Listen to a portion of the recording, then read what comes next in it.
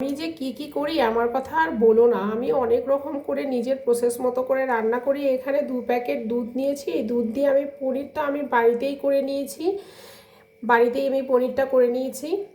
তো এখানে আমি একটুখানি শুকনো মশলা করে নিলাম।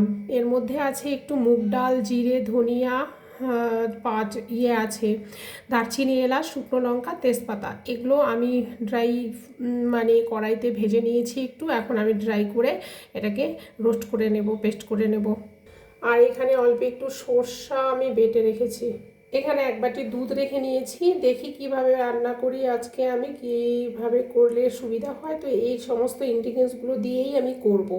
কড়াইতে একটুখানি মেথি সম্বাদ দিয়ে আমি যে সর্ষা বাটাটা দিয়ে দিয়েছি, আর সাথে টমেটোটাও দিয়ে দিয়েছি। টমেটোটাকে আমি আলাদা করে পেস্ট করিনি, এমনি গোটা গোটা দিয়ে তেলের মধ্যে ভেজে নিয়ে এবার পনিরটা দিয়ে দিলাম।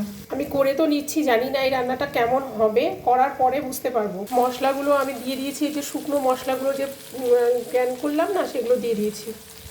যে জলটার মধ্যে আমি পনির ভিজিয়ে রেখেছিলাম, সেই জলটা দিয়ে আমি কিছুক্ষণ ফুটিয়ে নিচ্ছি। কেন কি আমি এই যে টমেটোগুলো তো আজকে আমি গোটা গোটা দিয়েছি না, চারফালা করে ছোট ছোট করে কেটে নিয়ে দিয়ে দিয়েছি। এটাকে কোনো রকম মিক্সি গ্রাইন্ডারে পেস্ট করিনি। তো নামানোর পরে আমি কিছুক্ষণ